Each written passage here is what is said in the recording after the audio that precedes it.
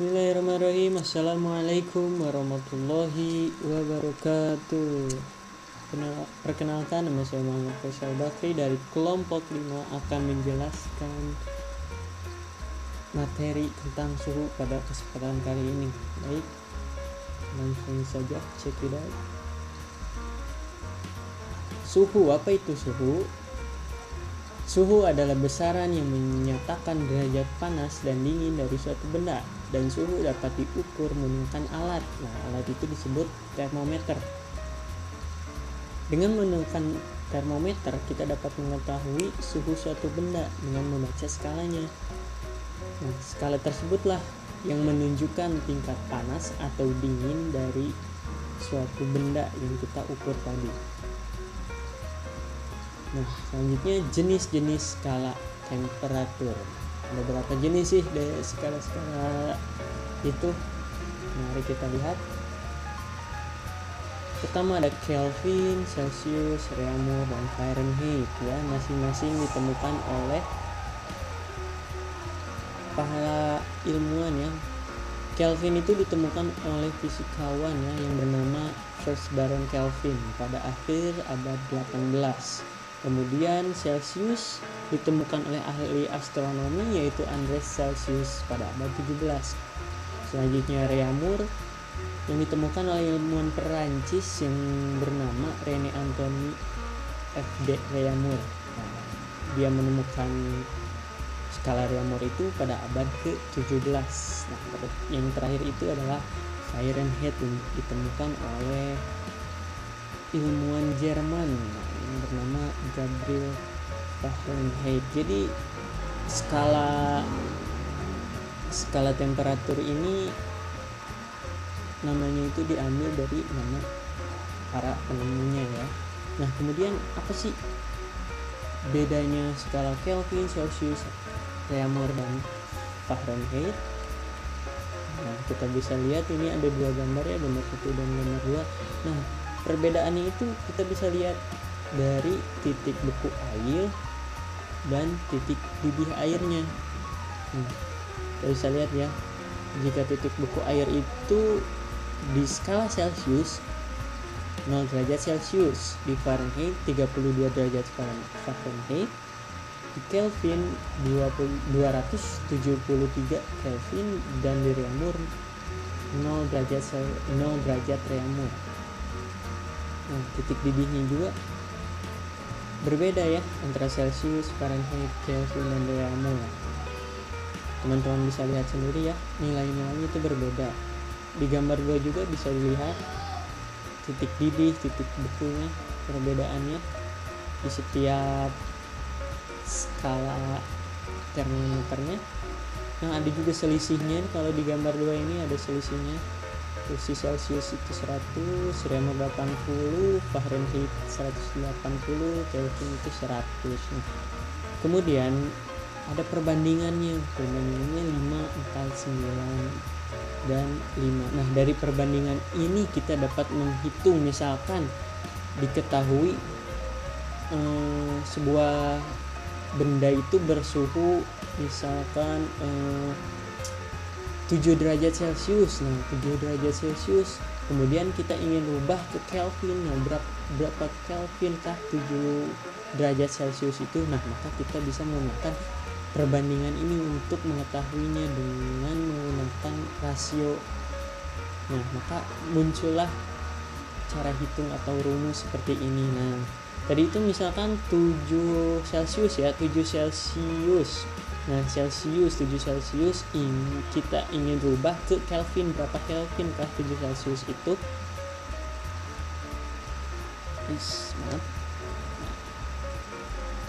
Berarti 7 Celsius kita ke Kelvin kan. Nah, tadi 7 Celsius. Nah, ini Celsius kita ganti 7 ditambah 273.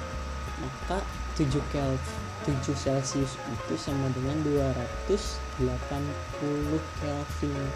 Nah, begitu juga untuk misalkan yang misalkan derajat-derajat yang lainnya ingin diubah misalkan dari Fahrenheit ke reaumur, Kelvinnya bisa dilihat di gambar yang ketiga ini. Nah, ini ada cara hitungnya, ada rumusnya juga ya.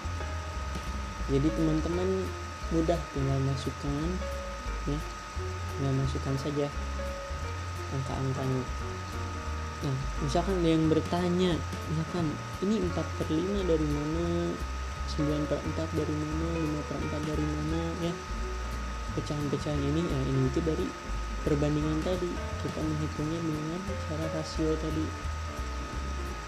Nah, dari Celsius ke reaumur berarti 4/5. 4 ini yang mana? Yang reaumur. Kemudian 5-nya yang Celsius. Dari reaumur ke Celsius dibalik, 5-nya jadi di atas. Berarti kalau misalkan dari Celsius ke reaumur berarti kan, nah dari Celsius ke reaumur itu 4/5, berarti yang ditanyakan kan reaumur, berarti perbandingannya yang ditanyakan itu di atas. Cuman berbeda dengan Fahrenheit dan Kelvin ya. Di sini ada 32, ada dikurangi 32, ada ditambah 32, dan ada juga yang ditambah 273 dan dikurang 273.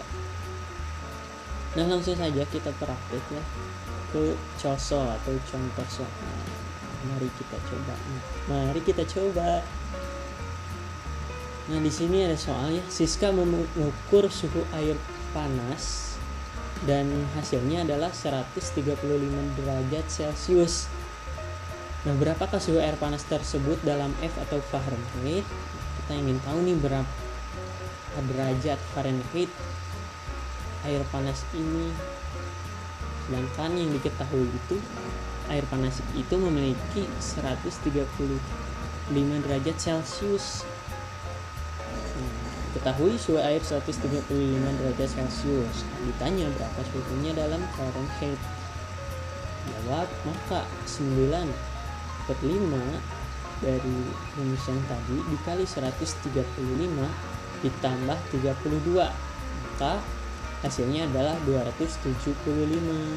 Nah, maka suhu air dalam Fahrenheit adalah 275 derajat Fahrenheit. Nah, mungkin itu saja yang bisa saya jelaskan, dan materi selanjutnya akan dilanjutkan oleh rekan saya. Terima kasih.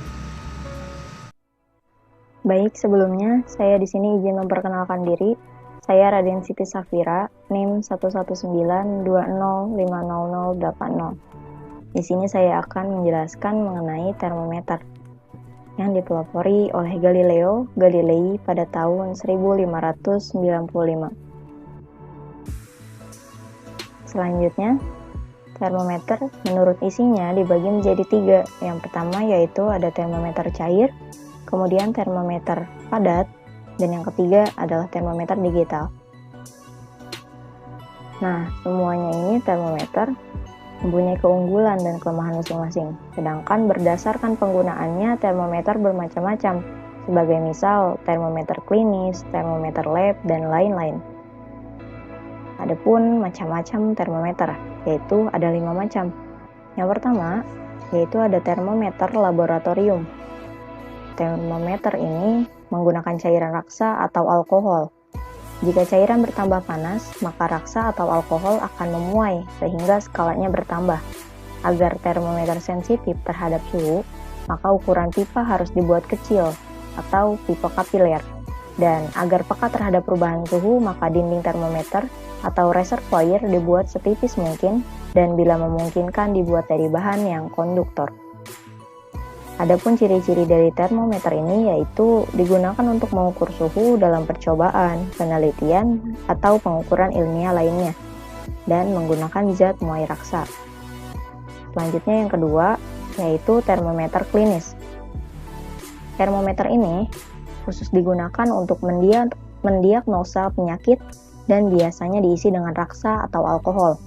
Termometer ini mempunyai lekukan sempit di atas wadahnya yang berfungsi untuk menjaga supaya suhu yang ditunjukkan setelah pengukuran tidak berubah setelah termometer diangkat dari badan pasien. Skala pada termometer ini antara 35 derajat sampai 42 derajat Celcius. Adapun ciri-cirinya yaitu termometer ini khusus digunakan untuk mengukur suhu tubuh manusia. Yang kedua, skala ukurnya hanya 35 sampai 42 derajat Celcius. Yang ketiga, menggunakan zat muai raksa. Yang keempat, pada pembuluh termometernya terdapat bagian yang disempitkan. Tujuannya agar raksa yang sudah memuai tidak mudah turun dan pengukuran menjadi lebih akurat. Yang kelima, untuk mengembalikan raksa ke dalam tandem, termometer harus diguncang-guncangkan terlebih dahulu. Kemudian merupakan termometer maksimum karena hanya dapat mengukur suhu tertinggi saja. Selanjutnya yang ketiga yaitu termometer ruangan. Termometer ini berfungsi untuk mengukur suhu pada sebuah ruangan. Pada dasarnya termometer ini sama dengan termometer yang lain, hanya saja skalanya yang berbeda. Skala termometer ini antara min 50 derajat Celcius sampai 50 derajat Celcius. Nah, adapun ciri-cirinya yaitu untuk mengukur suhu ruangan, kemudian menggunakan zat muai logam, tapi ada pula yang menggunakan raksa.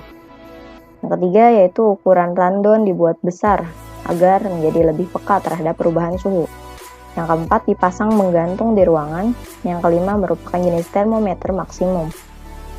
Selanjutnya yaitu termometer yang keempat, termometer digital.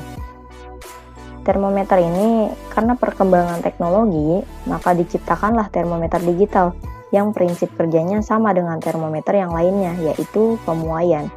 Pada termometer digital menggunakan logam sebagai sensor suhunya, yang kemudian memuai dan pemuaiannya ini diterjemahkan oleh rangkaian elektronik dan ditampilkan dalam bentuk angka yang langsung bisa dibaca. Adapun keunggulan dari termometer ini yaitu mampu mengukur suhu tinggi, kemudian lebih aman. Nah, termometer inframerah tidak perlu kontak dengan permukaan objek atau benda yang akan diukur suhunya. Cukup dengan mengarahkan ke bagian permukaan benda atau objek.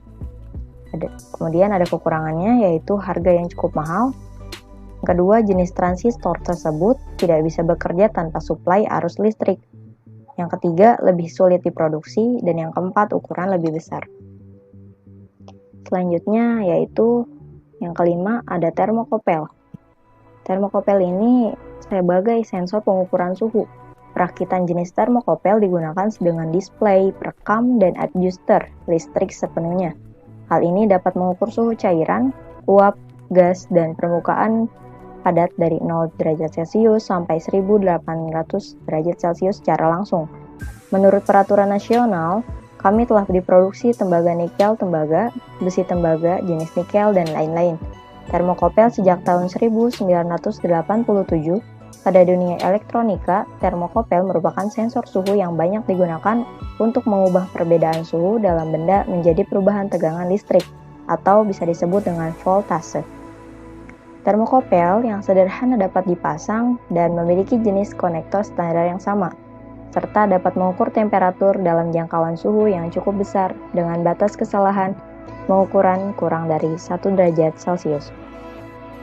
Selanjutnya yaitu ada termokopel terdiri dari dua jenis logam yang dihubungkan dan membentuk rangkaian tertutup. Besarnya aliran listrik pada kawat perubahan sesuai dengan perubahan suhu. Keuntungan termokopel terletak pada kecepatan mencapai keseimbangan suhu dengan sistem yang akan diukur. Biasanya zat cair yang digunakan untuk mengisi termometer adalah air raksa dan alkohol. Selanjutnya ada raksa. Apa sih yang dimaksud dengan raksa? Ya, air raksa atau merkuri adalah bahan kimia yang termasuk ke dalam golongan logam namun berbentuk cair pada suhu kamar. Adapun keunggulan dari raksa yaitu yang pertama warnanya mengkilap sehingga mudah dilihat. Yang kedua tidak membasahi dinding kaca. Yang ketiga, penghantar panas yang baik kalau jenis raksa rendah, sehingga dengan perubahan panas yang kecil cukup dapat mengubah suhunya. Yang keempat, dapat mengukur suhu yang tinggi karena titik didihnya yaitu 357 derajat Celcius. Adapun kekurangan dari raksa yaitu yang pertama harganya mahal dan sulit didapat.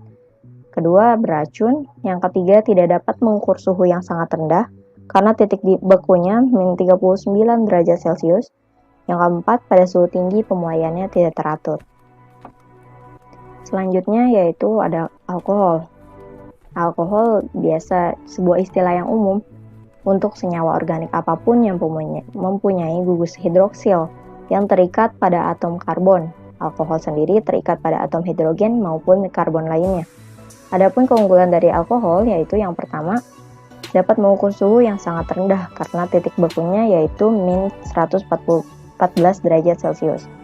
Yang kedua, harganya murah, dan yang ketiga, mudah didapat. Dan ada pula kekurangannya yaitu tidak dapat mengukur suhu yang sangat tinggi karena titik didihnya yaitu 78 derajat Celcius. Kemudian yang kedua, tidak berwarna sehingga harus diberi zat perwarna. Kemudian yang ketiga, membasahi dinding. Mungkin cukup sekian dari saya. Mohon maaf apabila kesalahan. Terima kasih. Selanjutnya akan dilanjutkan oleh rekan saya. Baik, bismillahirrahmanirrahim. Saya Hilma Fauzia akan memaparkan sedikit mengenai materi mengenai pemuaian. Yang pertama, pengertian pemuaian. Pemuaian adalah proses pertambahan ukuran suatu zat akibat penyerapan kalor. Pemuaian setiap zat akan berbeda tergantung pada suhu lingkungan dan koefisien muai atau daya muai dari zat tersebut. Pemuaian terjadi pada benda jika benda diberikan panas, tetapi efek dari pemberian panas ke benda akan berbeda-beda tergantung dengan materialnya. Selanjutnya, ada macam-macam pemuaian. Yang pertama ada pemuaian panjang, yang kedua ada pemuaian luas, dan yang ketiga ada pemuaian volume. Yang pertama, pemuaian panjang. Pemuaian panjang adalah bertambahnya ukuran panjang suatu benda karena menerima kalor. Pada pemuaian panjang, nilai lebar dan tebal sangat kecil dibandingkan dengan nilai panjang benda tersebut, sehingga lebar dan tebal dianggap tidak ada. Contoh benda yang mengalami pemuaian panjang adalah kawat kecil. Adapun faktor-faktor yang memengaruhi pemuaian terhadap benda adalah yang pertama, panjang awal benda. Yang kedua, ada koefisien muai panjang, dan yang ketiga adalah perubahan suhu. Contoh pemuaian panjang. Kabel jaringan listrik yang panjangnya dilebihkan. Hal ini dikarenakan kabel listrik mengalami pemuaian panjang. Kabel listrik akan tampak kencang pada pagi hari dan tampak kendur pada siang hari. Kabel tersebut mengalami pemuaian akibat terkena panas dari sinar matahari. Adapun alat untuk meneliti pemuaian panjang adalah Mosen boot. Contoh lain dari pemuaian panjang adalah misalkan ini adalah sebuah kawat. Ini sebelum memuai, L0 panjang sebelum memuai, dan delta L adalah tambahan panjang saat memuai, dan L atau LT ya biasanya adalah panjang akhir dari proses pemuaian itu sendiri, sedangkan T adalah suhu. Adapun rumus-rumus dalam pemuaian panjang adalah ini harusnya L0 ya. Oke. Dengan L sama dengan panjang akhir, L0 panjang mula-mula, delta L pertambahan panjang, alfa koefisien muai panjang, dan delta T adalah kenaikan suhu. Untuk menentukan pertambahan panjang, kita lihat dari segitiga ini, yaitu delta L, sisanya yang di bawah ini L0 dikali alfa dikali delta T. Sedangkan untuk menentukan panjang akhir itu tadi sebelumnya di slide sebelumnya ini untuk menentukan LT ini berarti L0 ditambah delta L, seperti itu. Untuk menentukan koefisien muai panjang alfa, itu tinggal ditutup alfanya, tinggal delta L per L0, ini 0, dikali delta T. Selanjutnya untuk menentukan perubahan suhu atau delta T nya tutup, tinggal delta L per L0 dikali alfa. Itu. Adapun tabel koefisien muai panjang adalah ini, bisa dilihat. Ini berarti, angka-angka ini berarti menunjukkan seberapa gampang atau seberapa bisa zat-zat ini memuai. Contoh, aluminium dengan baja. Ini di belakang komanya ada 1, 2, 3, 4, 5, 6 digit angka, baja juga sama 6. Namun ada perbedaan dari angka belakangnya. Baja 11, aluminium 25. Ini berarti aluminium lebih besar daripada baja koefisien muai panjangnya. Itu berarti jika ada baja dengan panjang yang sama dengan aluminium, kemudian suhu awalnya sama dan dipanaskan dengan suhu yang sama, maka aluminium akan memuai lebih panjang daripada baja, seperti itu. Baik, kita lanjut ke contoh soal. Seutas kawat tembaga pada suhu 20 derajat Celcius dan panjangnya 20 cm. Jika kawat dipanasi sehingga suhunya naik menjadi 120 derajat Celcius, maka hitunglah pertambahan panjang kawat tersebut. Ini diketahui koefisien muai panjang tembaganya 0,000017. Penyelesaian. Kita memakai rumus yang tadi. Delta L sama dengan L0 dikali alfa dikali delta T. Baik, ini dimasukkan 20 cm panjang awal, kemudian 17 ini koefisien muai panjangnya, kemudian ini delta T, mencari kenaikan suhu, mohon maaf. Jadi suhu akhir dikurangi suhu awal.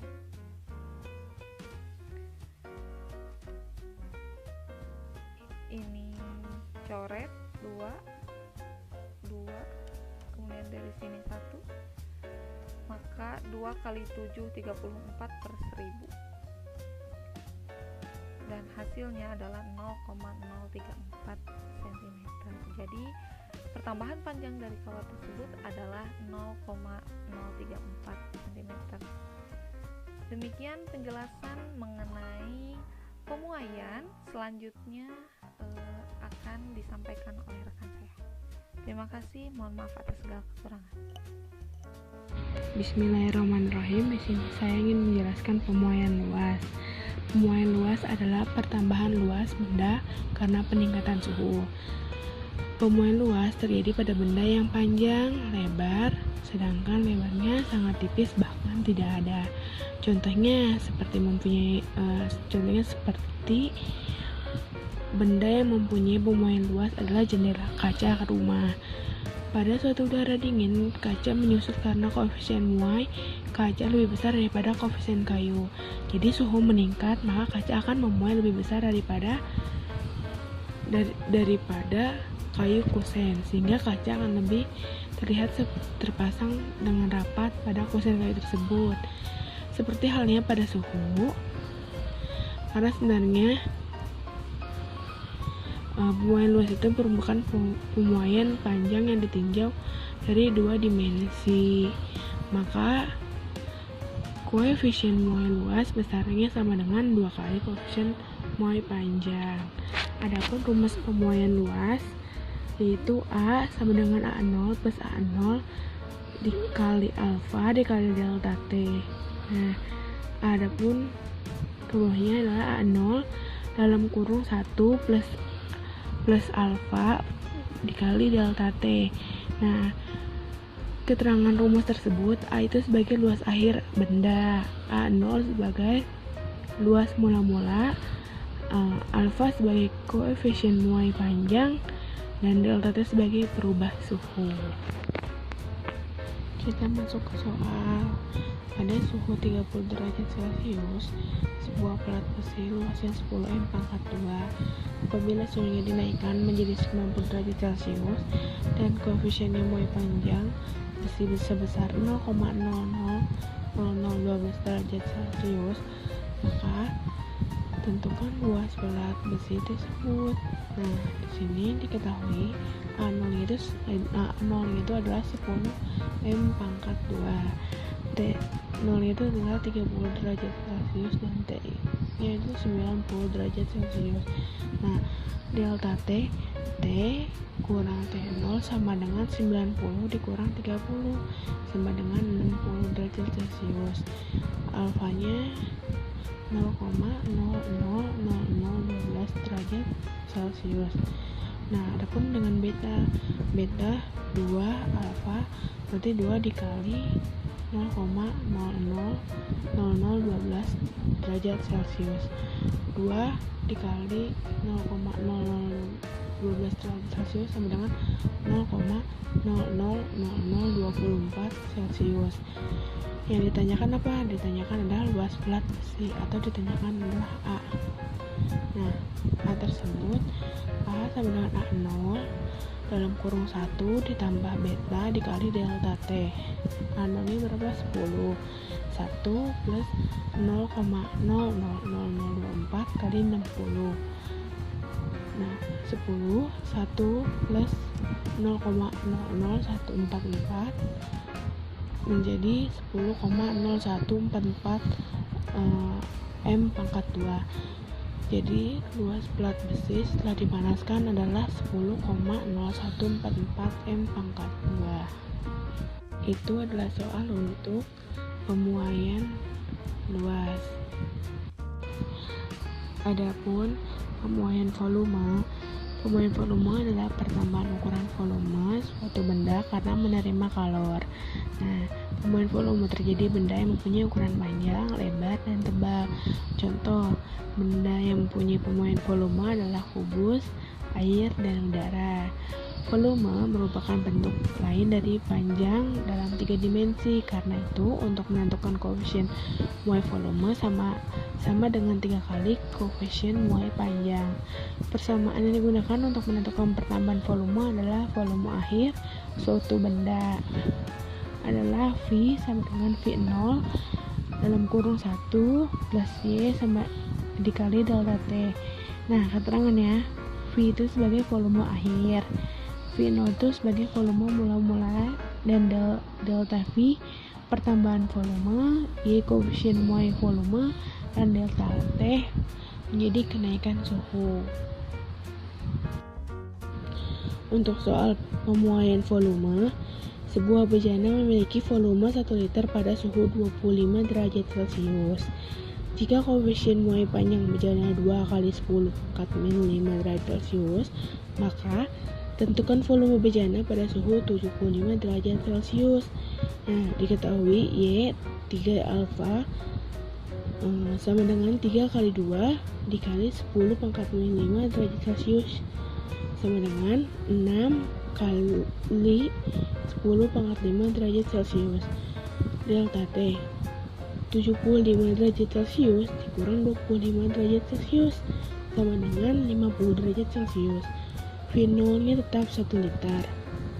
Ditanya V, maka yang dijawab V sama dengan V0 buka kurung 1 tambah Y kali delta T. V sama dengan 1 buka kurung 1 tambah 6 kali 10 pangkat 5 kali 50. V sama dengan 1 buka kurung 1 plus 3 kali 10 pangkat 3. V sama dengan 1 kali 1 tambah 0,003. V sama dengan 1 kali 1,003 menjadi 1,003 liter. Jadi volume bejana setelah dipanaskan yang berawal dari suhu 25 derajat Celcius menjadi 75 derajat Celcius adalah 1,00,3 liter. Demikian pemaparan materi mengenai suhu dan pemuaian. Terima kasih atas perhatiannya. Mohon maaf atas segala kekurangannya. Assalamualaikum warahmatullahi wabarakatuh.